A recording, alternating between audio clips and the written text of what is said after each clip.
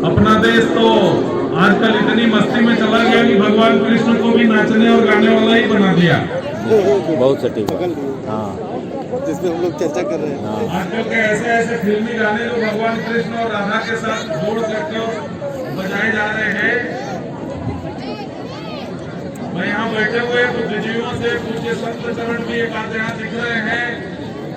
मैं ये विनम्रता पूर्वक एक चर्चा के लिए एक प्रश्न देना चाहता हूँ। जो हम लोग में प्रश्न था वही था कि कृष्ण ने केवल सूफियों के साथ रास नहीं रचाई थी। जिस आयु में कृष्ण ने कंस का वध किया था, अन्याय का वध किया था, अत्याचार का वध किया था, क्रूरता का वध किया था, उस समय उसकी आयु 20 साल की नहीं थी।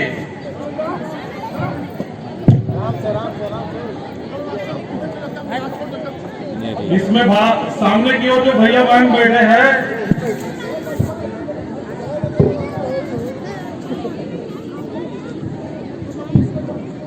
कृष्ण को बंसी के साथ राधा और कृष्ण के साथ तो दिखाते हैं, लेकिन चक्र सुदर्शन कृष्ण ने जिस समय गोकुल छोड़ा उसके बाद कभी बंसी नहीं बजाई। गोकुल किस आयु में छोड़ा था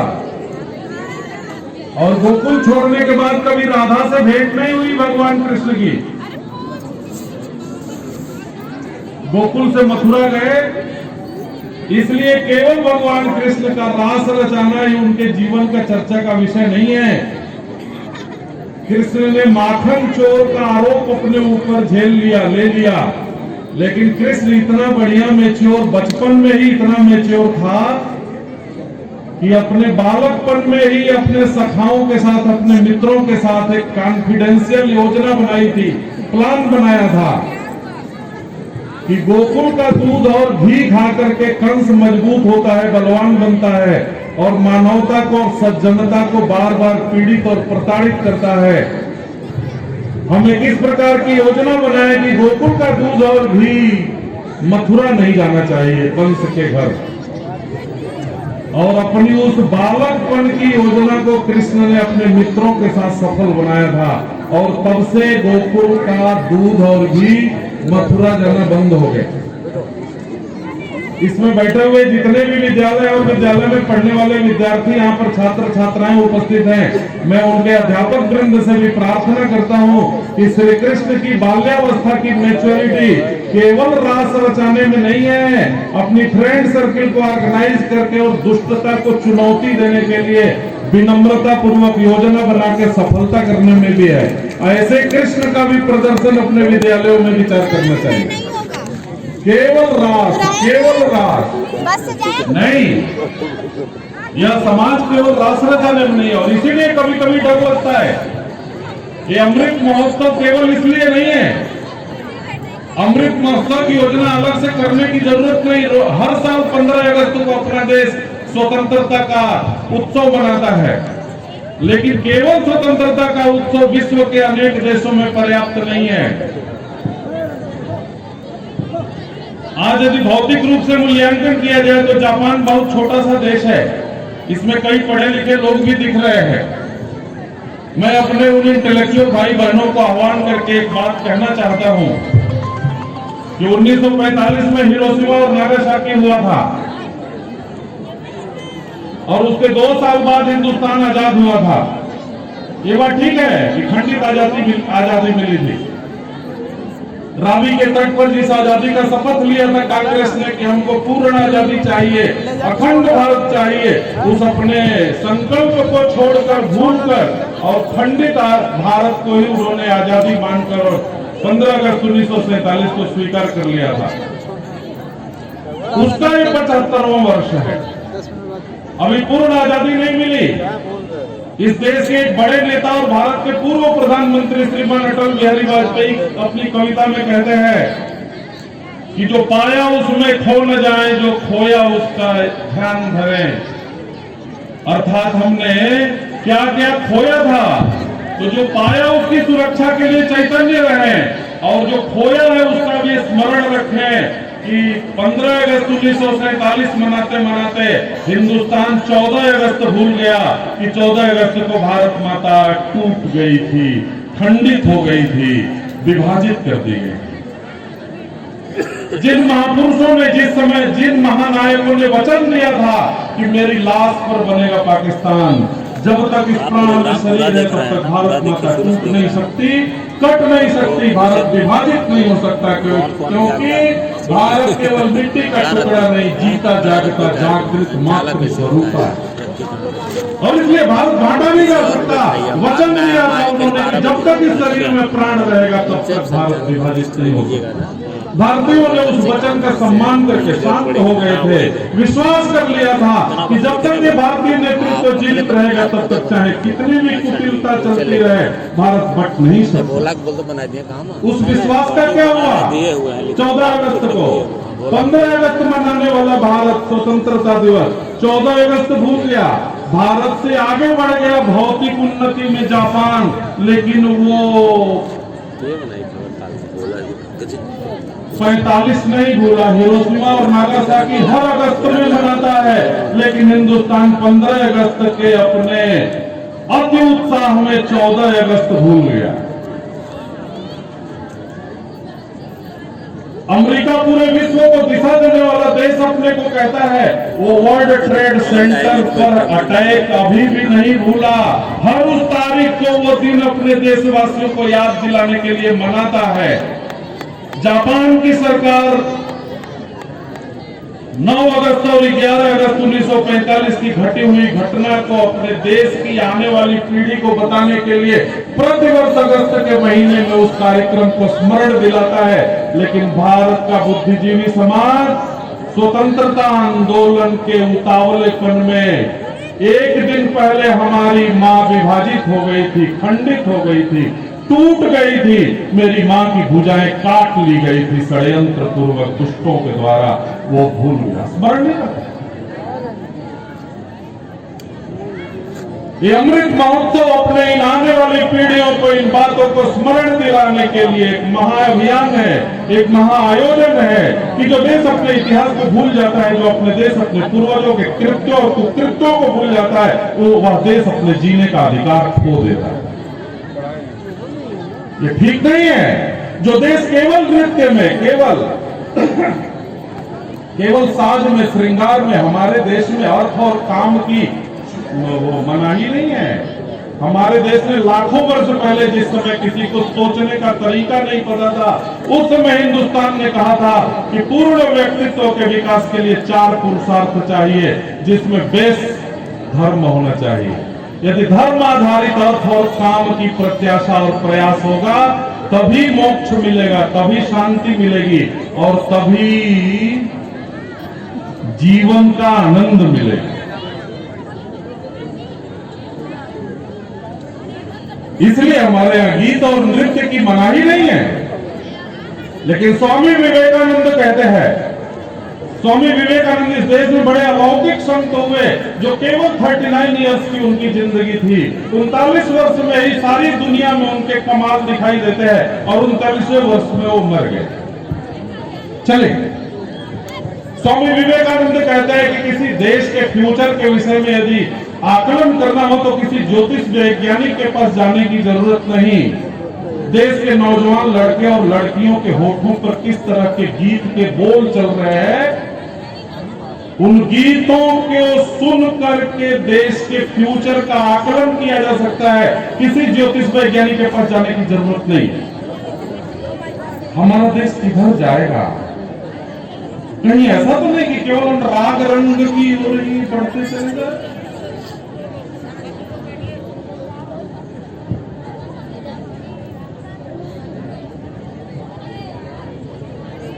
इनको ध्यान रखना चाहिए और इसलिए स्वतंत्रता दिवस प्रतिदिन अपना देश मनाता है, लेकिन इस बात का स्मरण रखना चाहिए।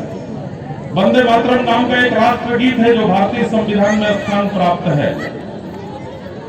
कुछ लोगों ने स्वतंत्रता आंदोलन के समय ही, अभी भारत आजाद नहीं हुआ था, कुछ लोगों ने, अपने देश के लोगों ने मांग किया था कि हम वंदे मातरम नहीं गाएंगे।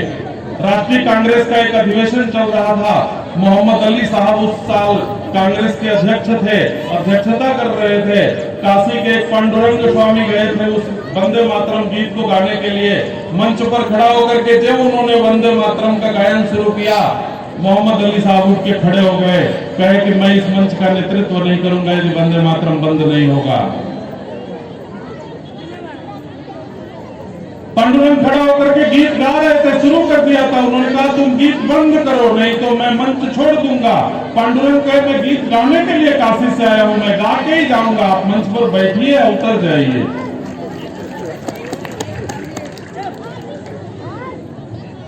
मोहम्मद अली साहब मंच से उतर गए। उस मंच पर पूज्य गांधी जी भी बैठे थे, उस समय के जो भी कांग्रेस के नेतृत्व थे सब बैठे थे, लेकिन मोहम्मद अली साहब को कन्विंस नहीं कर पाए कि जिस देश की आजादी के लिए हम इतना आंदोलन कर रहे हैं, उस देश की आजादी का ये मंत्र है वंदे मातरम।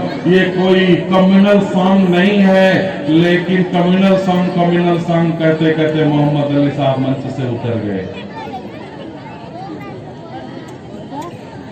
उस समय भारत की आजादी का स्वतंत्रता आंदोलन का नेतृत्व करने वाली गांधी जी के नेतृत्व में कांग्रेस ने वंदे मातरम का विकल्प सोचना प्रारंभ कर दिया कि ये वंदे मातरम तो ठीक नहीं है, इसके कारण तो अपने देश में ही लोगों में विभाजन हो रहा है, इसलिए वंदे मातरम को ही क्यों न पृथक कर दिया जाए, हटा दिया जाए।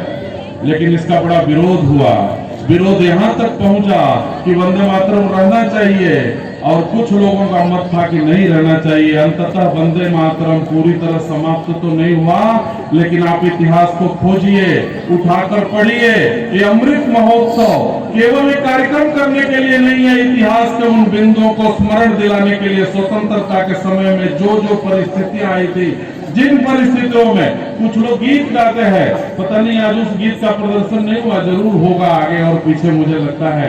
दे दी हमें आजादी बिना खड़क बिना ढाल, फिर क्या होगा वो सावरकर का 2-2 आजीवन कारावास, फिर कहां जाएगा वो भगत सिंह की फांसी, फिर कक्षा 9 में पढ़ने वाला वो उधम सिंह जो जलियांवाला बाग की घटना में अपने माता पिता को भी मरते हुए देखा और अपने मोहल्ले के लोगों को मरते हुए पेड़ पर चढ़ गया था भय के कारण। और कक्षा 9 का विद्यार्थी इसमें बैठे हुए हैं भाई बहन जो कक्षा 9 में पढ़ते होंगे, 9th में पढ़ने वाले लड़के, वो उधम सिंह चढ़ गया था पेड़ पर और चढ़ करके और सारा दृश्य देख रहा था। वो भयभीत होकर रोया नहीं, वो सब देख रहा था, लेकिन उसी डाल पर बैठे बैठे वो वज्र संकल्प ले रहा था कि यदि सारे लोग इस मैदान में रहने वाले मर गए, मैं अकेले पेड़ पर बैठा हुआ यदि जीवित हूं, तो मैं आज नहीं तो कल इसका बदला लूंगा और मैं इसको जीने नहीं दूंगा जिसने मेरे इस जलियांवाले बाग के लोगों को तबाह किया। आप इतिहास में ढूंढिए कि वही उधम सिंह कितने वर्षों बाद लंदन के असेंबली में जाकर उस डायर को गोली मार करके और वहीं पर फांसी पर चढ़ गया अंग्रेजों की कुटिलता के कारण। उसका क्या होगा?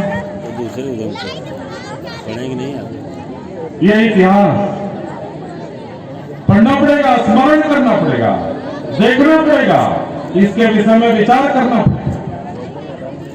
अंततः उस समय की तत्कालीन स्वतंत्रता आंदोलन चलाने वाले लोगों की टोली ने वंदे मातरम को खंडित कर दिया। ये निर्णय हो गया कि अब वंदे मातरम पूरा नहीं गाया जाएगा। जो समिति बनी थी उसने वंदे मातरम को खंडित करने का विचार दे दिया कि वंदे मातरम अब पूरा नहीं गाया जाएगा, पहला अंतरा केवल गाया जाएगा, बाकी अंतरे। वो वंदे मातरम बंकिम चंद्र चटर्जी ने लिखा था, वो देश का प्राण। सावरकर ने कहा था वंदे मातरम को मत बांटो, ये वंदे मातरम गीत की पंक्तियां नहीं, भारत के स्वतंत्रता का प्राण मंत्र है, इसको मत बांटो। लेकिन अपने देश के उस समय के नेताओं ने कहा था कि हम निर्जीव वंदे मातरम की कुछ पंक्तियों को इसलिए काट रहे हैं कि सजीव भारत न कटने पाए। सावरकर ने फिर से पुनः उत्तर दिया था उन लोगों को कि वंदे मातरम निर्जीव गीत की पंक्तियां नहीं है, वो वंदे मातरम का प्रत्येक अक्षर, प्रत्येक शब्द और प्रत्येक पंक्ति, एक एक पंक्ति में साक्षात भगवान का विग्रह है और वो भारत की स्वतंत्रता की साक्षात देवी के स्वरूप है। यदि वंदे मातरम को तोड़ने में तुमको दया नहीं आएगी तो मुझे तो डर लगता है कि भविष्य में तुमको भारत को भी तोड़ने में दया ना आए, मुझे ऐसा भय लगने लगा है। ये उत्तर दिया था उस समय सावरकर ने। आप देखिए इतिहास कितना पुनरावृत्त करता है कि जिनके नेतृत्व में वंदे मातरम टूटा था, उन्हीं के नेतृत्व में सारे वचन और संकल्पों के बाद भी 14 अगस्त 1947 को भारत माता टूट गई, भारत खंडित हो गया, अखंड भारत खंड खंड होकर नष्ट हो गया। आज हम खंडित भारत के स्वतंत्रता का स्मरण करने के लिए, जब भारत स्वतंत्र हो गया 15 अगस्त 1947 के बाद इस देश के तत्कालीन प्रधानमंत्री पुडुचेरी में महर्षि अरविंद के पास जाकर और प्रार्थना करते हैं कि मैं आपसे निवेदन करता हूं कि आप अपने पूजा के भगवान को बदल दीजिए। इसमें बैठे हुए लोग ज्यादा लोग जानते होंगे कि पुडुचेरी में महर्षि अरविंद के आश्रम में पूजा का भगवान कौन है।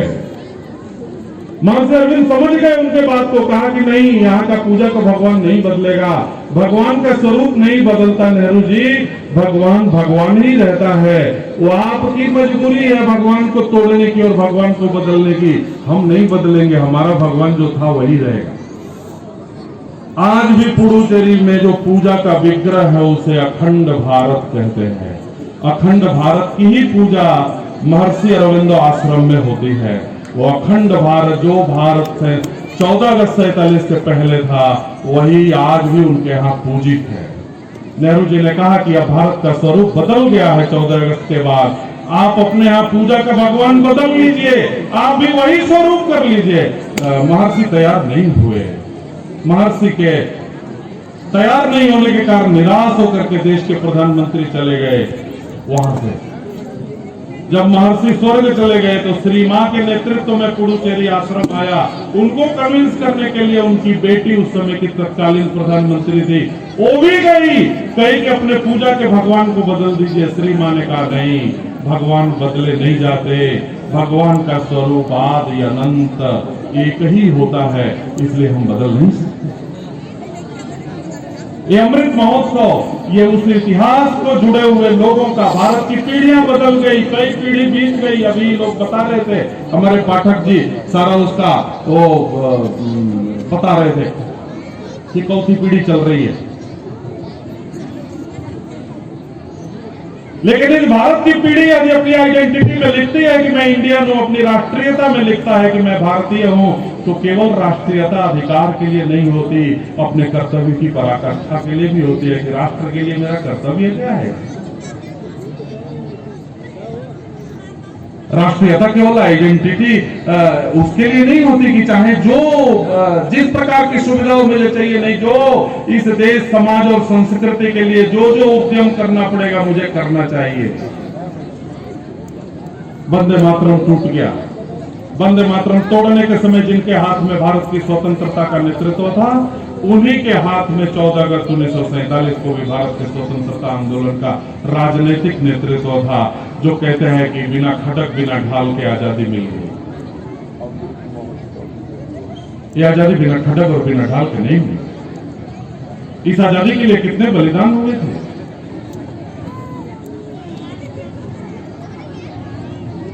विवाह के बाद पत्नी आई, पत्नी के आने के दूसरे दिन विनायक दामोदर सावरकर की गिरफ्तारी हो गई, चले गए जेल।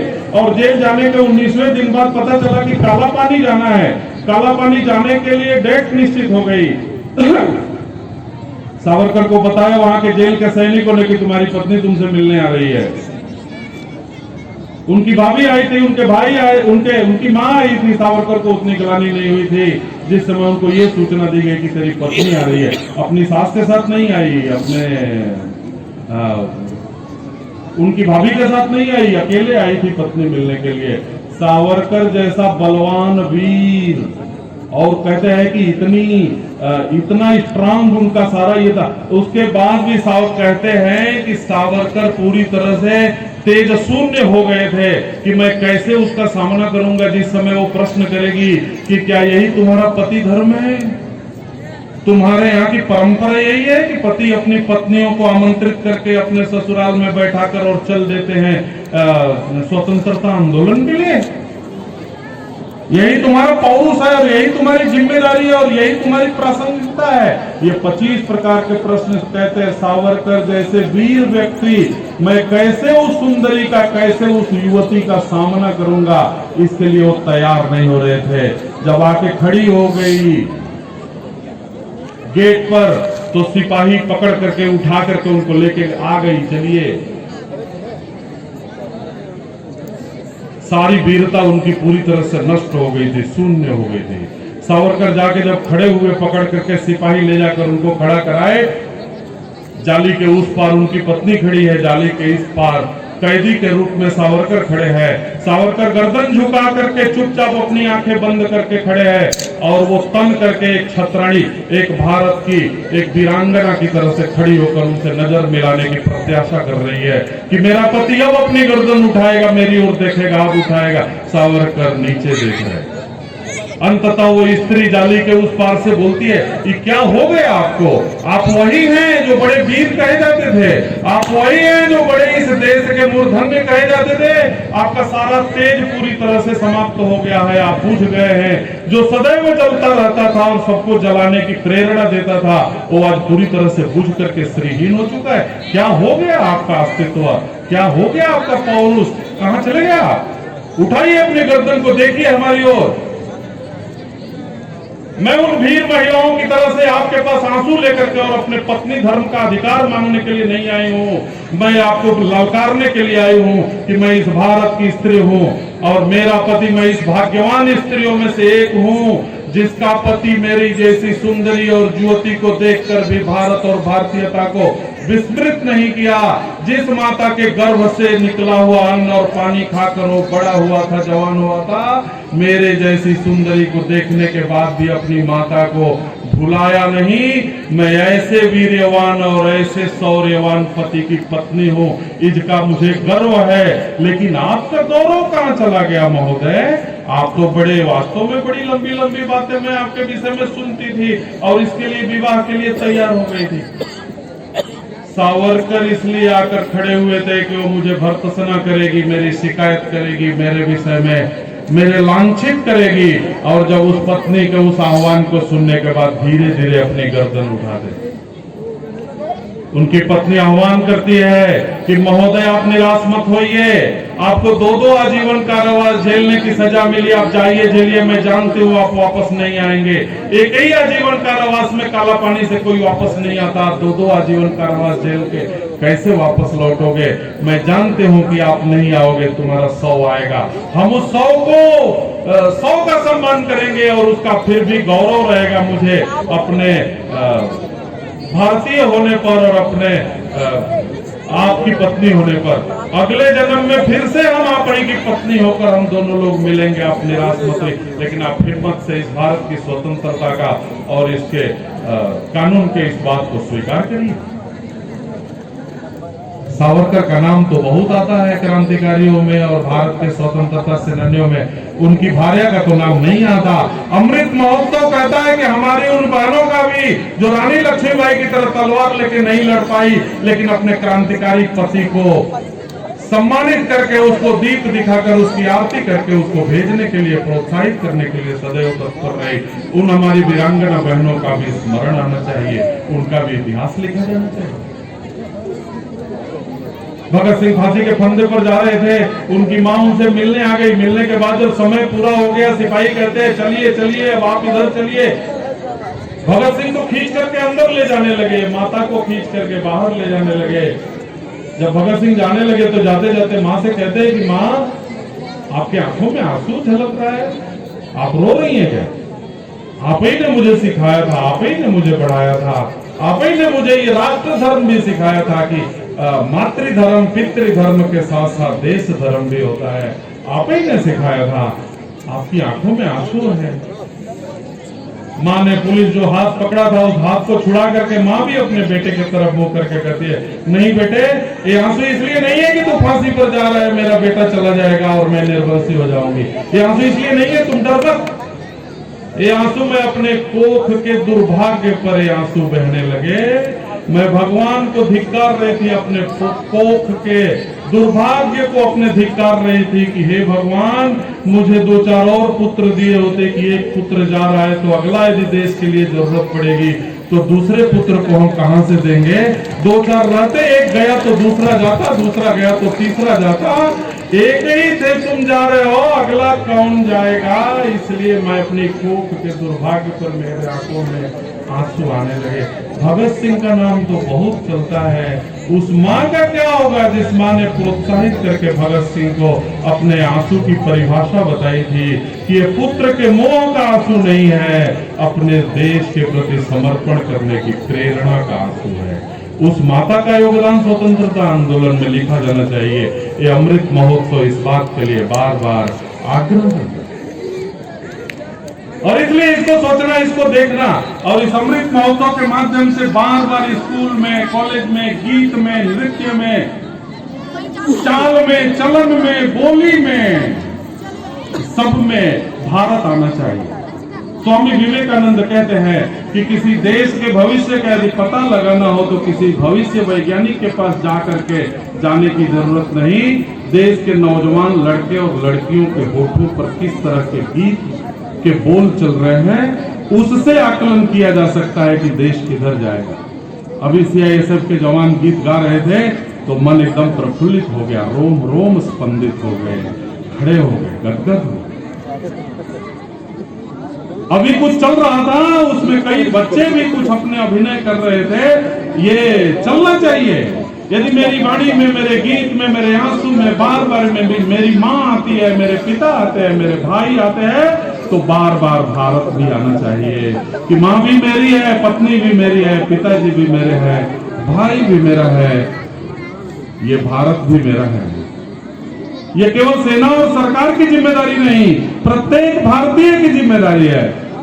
जो क्रांतिकारी फांसी के फंदे पर झूल गए, जो अंग्रेजों की गोलियों से मर गए, वो जाते जाते हम भारतीयों को ये बोल करके गए कि अब हम तो अपने भारत माता के लिए चल रहे हैं। यदि भारत माता स्वतंत्र हो जाए तो तुम अपने सुख समृद्धि को बढ़ाना, लेकिन अपने भारत को भी बचाना और बढ़ाते रहना। अपनी सुख और समृद्धि में इतना खो मत जाना कि फिर से कोई ईस्ट इंडिया कंपनी का बहानेबाज क्लाइव आकर के और फिर से हम जैसे मस्त और अस्त व्यस्त हिंदुस्तानियों में आकर के और धंधा करके और इस देश को ही कब्जे में ले ले। इसका ध्यान रखना। प्रत्येक भारतवासियों को सचेत करके गए थे वो क्रांतिकारी जो फांसी पर चढ़े थे, उसका भी स्मरणीय अमृत महोत्सव गांव-गांव में, जगह-जगह में, तिरंगा यात्राओं में, वंदे मातरम के गायन में स्मरण दिलाने के लिए इसका आयोजन है। आप सभी से ये प्रार्थना करते हुए मैं अपनी बात को विराम देना चाहता हूं कि ये भारत मेरा है। इस भारत के प्रति प्रतिदिन मैं नहाता हूं तो अपने लिए, खाता हूं तो अपने लिए, सोता हूं तो अपने लिए, कमाता हूं तो अपने लिए, भगवान के मंदिरों में जाकर पूजा करता हूं तो भी अपने लिए। थोड़ा इस बात का स्मरण करिए कि जिस भारत की माटी से निकला हुआ अन्न पानी खाता पीता हूं, जीवित रहता हूं, उस भारत के लिए मैं क्या करता हूं 24 घंटे में। और इसलिए सभी से मेरी प्रार्थना है, ये अमृत महोत्सव इस बात का आह्वान करता है कि यदि मैं प्रतिदिन अपने 24 घंटे का टाइम टेबल यदि मैंने बनाया है तो उसी टाइम टेबल में कुछ ऐसा टाइम चाहिए जिसमें केवल भारत माता, केवल भारत माता।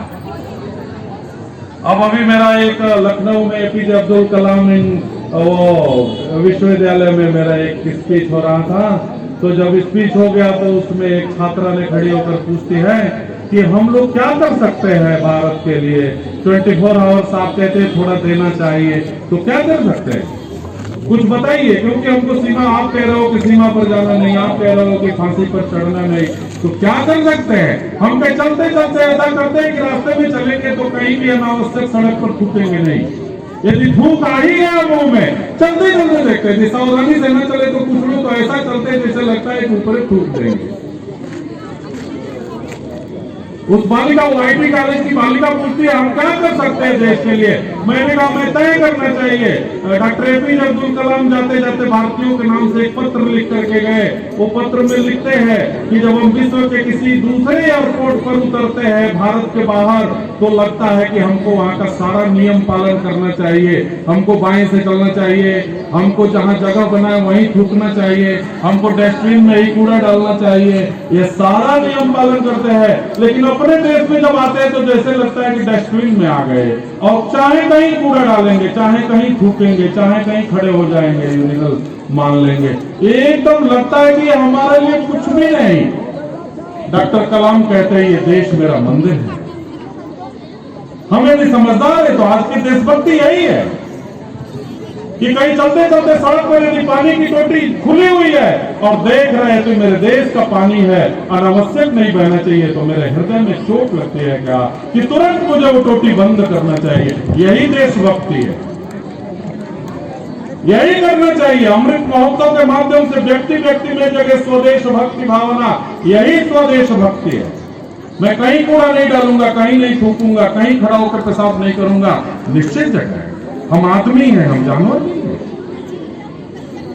हमको अपने नियम से रहना चाहिए, यही देशभक्ति। पर्यावरण वैज्ञानिकों ने बार बार कहा है कि इस देश का पर्यावरण संतुलन बिगड़ रहा है। अभी पिछला जो कोरोना आया था, अचानक बड़े बड़े स्वास्थ्य वैज्ञानिकों को यह कल्पना ही नहीं थी कि ऑक्सीजन को लेकर के लोग मरने लगेंगे, और कोई तैयारी अपने देश में नहीं थी। अपना देश अनेक बातों को तैयार कर रहा है, और बाकी विश्व के अनेक लोगों को कर्जा देने की स्थिति में आ गया, लेकिन ऑक्सीजन नहीं था। केवल फैक्ट्रियों में ऑक्सीजन था, केवल बड़े बड़े हॉस्पिटल्स में ऑक्सीजन थे, और ऑक्सीजन के अभाव में लोग मरने लगे। क्या इस मैदान में बैठे हुए लोग ये कल्पना कर सकते हैं, ये आपस में सोच सकते हैं कि ये भारत भी मेरा है, मैं अपने गांव में, अपने मोहल्ले में, अपने गली में मैंने इस साल कितने पेड़ लगाए? ये भी देशभक्ति है। उत्तर प्रदेश की सरकार ने करोड़ों पेड़ लगाए थे सितंबर के महीने में। हमने तो नहीं लगाया, लेकिन मेरे गली में, मोहल्ले में कुछ सरकारी अधिकारियों ने, कर्मचारियों ने पेड़ लगाए थे। मैंने कितने बचाए अपने प्रयास से अपने मोहल्ले के पेड़? थोड़ा अपने अपने मन से प्रश्न करिए, यही देशभक्ति है। क्या हम नहीं जानते कि आज का आधुनिक वैज्ञानिक भी कहता है कि पेड़ ऑक्सीजन देते हैं? यही देशभक्ति है। अमृत महोत्सव आह्वान करता है कि जितने ये विद्यार्थी, छात्र छात्राएं बैठे हैं, माता बहन बैठी है, भाई लोग बैठे हैं, सबको अपनी अपनी देशभक्ति अपने पूछना चाहिए कि हम अपनी पत्नी के लिए उपलब्ध रहते हैं, अपनी माता के लिए उपलब्ध रहते हैं, अपने भाई के लिए उपलब्ध रहते हैं, अपनी नौकरी के लिए उपलब्ध रहते हैं, अपने व्यवसाय के लिए उपलब्ध रहते हैं, अपने भगवान के लिए उपलब्ध रहते हैं, भारत के लिए उपलब्ध रहते हैं। इसका कहां प्रमाण है? सबको ये प्रमाण हमको नहीं देना, अपने मन को देना पड़ेगा कि मैं कहां कहां भारत के लिए उपलब्ध रहता हूं। ये जो 2-4 काम मैंने बताया है, वही भारत के लिए उपलब्धता का सबसे बड़ा सशक्त प्रमाण बनेगा। अंधकार को क्यों धिक्कारें, अच्छा हो एक दीप जलाएं। हम सभी लोग संकल्प लेकर यहाँ से जाएंगे कि हम भी केवल सेना और सरकार के भरोसे भारत को नहीं छोड़ेंगे। हम भारतीय हैं, हम भी भारत माता के गर्भ से निकला हुआ अन्न पानी खाकर जीवित रहते हैं। इसलिए प्रतिदिन हम कुछ न कुछ काम भारत के लिए करेंगे, ऐसा विश्वास दिला के जाएं। इतना बोलते हुए मैं अपनी बात पूरी करता हूं और यहाँ की अमृत महोत्सव अभियान समिति को धन्यवाद देते हुए अपनी बात पूर्ण करता हूं। भारत माता की, भारत माता की।